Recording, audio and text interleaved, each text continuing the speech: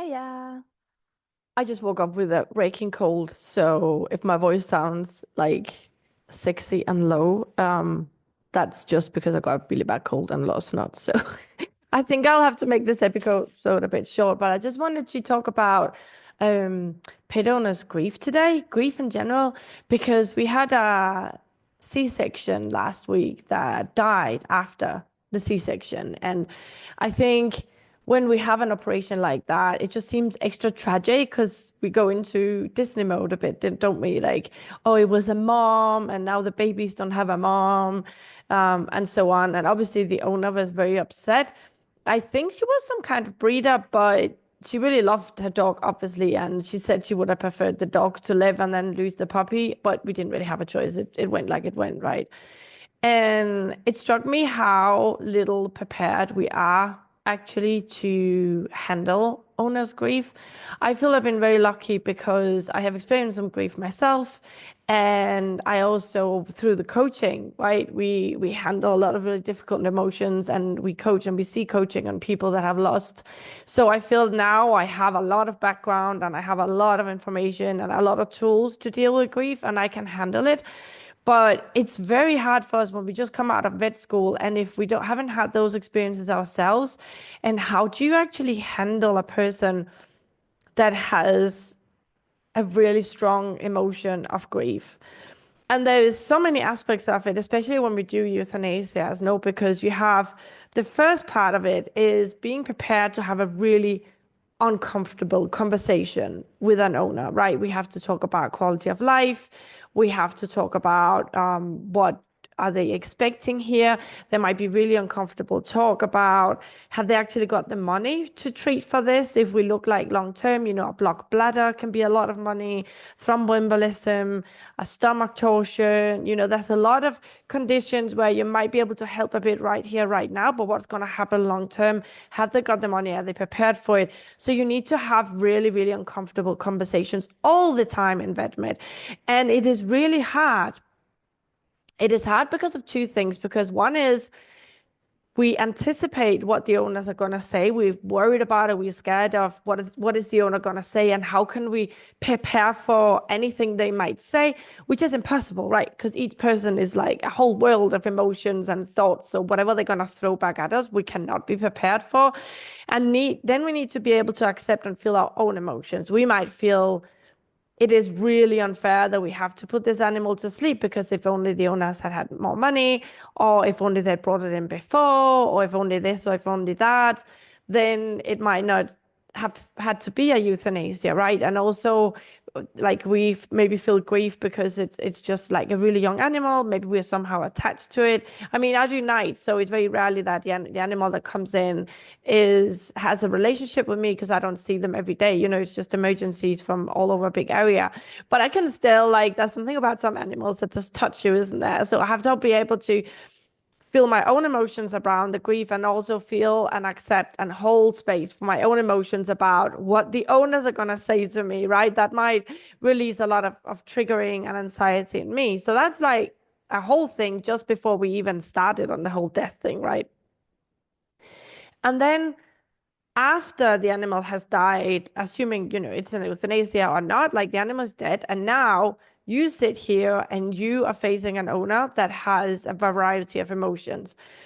And first of all, I think a lot of us as vets, we have an incredible amount of empathy. I for sure do. And I'm just one of these people that grew up always wanting everybody around me to be happy. And I would get really stressed when people weren't happy and I would try to fix that. And I have learned that it's incredibly annoying when you are in a really bad state that somebody comes along and go like, well, at least whatever, oh, look on the positive side. That is not what people want when they're really suffering, which I've not experienced myself. But we can fall into that feeling really responsible for the owner's emotion, and that will make us feel really anxious, really triggered, and really like, oh my God, I don't know what to do with this. Well, here's the thing, you don't have to do anything. Like, we are not responsible for other people's emotions. So can you have compassion and just hold space for, just be there for them and just let them have their emotions and not try to change anything, not try to make them look on the bright side? Because I think it's also normal to have negative emotions when there's a loss, especially if it's like quite maybe a shock because it's come on really quickly, or maybe this is our only life companion and this is all we're hanging on to, and now they die. We cannot expect the owners to feel all like calm and happy and, oh, well, it had to be, right? It's normal for them to have big emotions, really negative emotions, and it's going to be in our face because we are there, right? Can you hold space for that and not want to change that? And sometimes I've spoken about before as well that the grief might just be too much for the owner. They might not be able to feel it. And sometimes it's just not the moment to feel the grief. Like we might want to be alone, or we might just need some time to process it. But some of them might cover it with guilt. So you will see the owner go, oh my God, if I just brought in sooner, if I'd fed her some better food, had I just had it insured. So they're trying to cover the grief with guilt, because guilt at the end of the day is easier to handle and hold than pure grief and sadness and sorrow. Another emotion that might come up might be frustration or even anger. And obviously, it is easier if you're feeling a lot of grief and it's so painful you can't feel it. It can be easier to swing over to anger. Why did you not do more of that? Why did you not do this? Why didn't you do it for free? Why are you just in it for the money? Just like throw it around and find someone to blame, which is where a lot of the trolls come from as well. Like on the internet, people that are feeling a lot of grief and a lot of emotions they can't handle, they kind of flip it into anger and they blame, and now it's like all the vet's fault, right? And that might be happening in your face as well. They might be angry.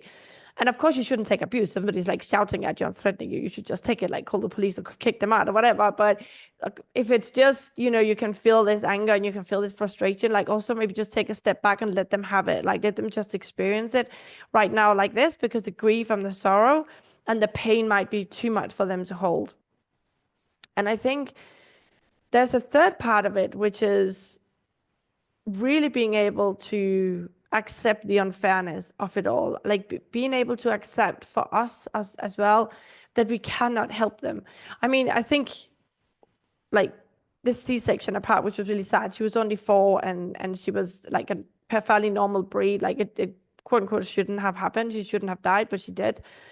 There's also other really tragic cases, right, where it's so unfair. I remember there was a 1.5-year-old cat that the owner just loved so much. She had literally built him like his own little firefighter truck, and he was just showing me the pictures. There was so much going on in the life of this cat, and he filled so much in this woman's life. And it just seemed so unfair that he, of all cats, should get a thromboembolism that was just horrible. We could not keep the pain at bay. It was just impossible. We could not just help him. We had to put him to sleep, no matter how much he was loved and how much he should be here for many more years in this world and with this woman, right? That was so unfair. When an owner doesn't have money for surgery, I remember there was I think it was Dr. Bordeaux or something, only 2 years old, years ago. And I was at a place where they would not take like no payment plan, like there was money up front, like they wouldn't even take direct claims. And this dog had a GDV and the owner had no money, like nothing. And I was trying to do whatever I could to, oh my God, there must be something. He's only 2 years old and he's not even that bad where we can reverse this. And I had to put him to sleep because the owner was like, I just cannot afford it. I cannot afford like 1 penny. So you just have to give emergency treatment, which was putting him to sleep, which was incredibly difficult and really hard. And then we had a lot of grief as a team, right? Because we really did not want to do that. That's not what we're here for. But we have to accept like the unfairness of life in general. So it's the acceptance of not being able to help, and that grief of not being able to do more. And we have to hold all these emotions while the owner is going through all their stuff as well, right?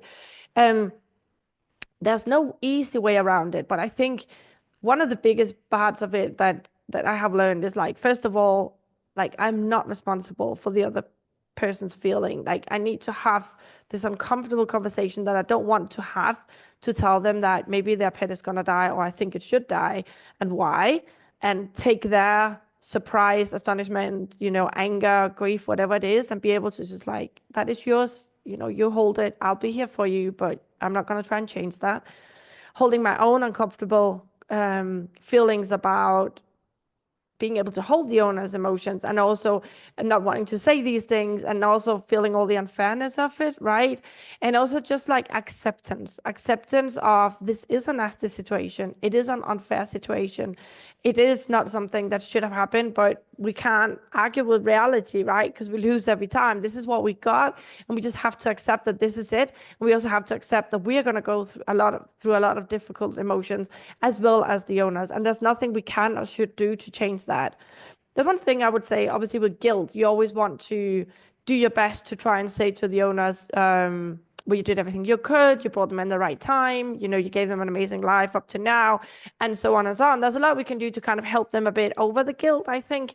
But otherwise, just be there for them and let them hold their emotions and say, yeah, I'm really sorry, you know, this shouldn't have happened, but this is life and this is what it is. Terrible things happen all the time, and this is just one of them, no? And we have to be there and just be there for them, although we can't do much that often, no. Um, that was all what I had to say for today. It's kind of a reflection on when we can't change things and they go wrong or they go badly or things are just coming in through the door already badly. Like, how can you hold your own emotions, accept them, and hold the owner's emotions as well, and just accept that that's their way of coping with it and not trying to change anything because we can't change it when it's like that. All right. I hope my voice is back to normal next week. Until then, have an amazing week. Take care. Bye.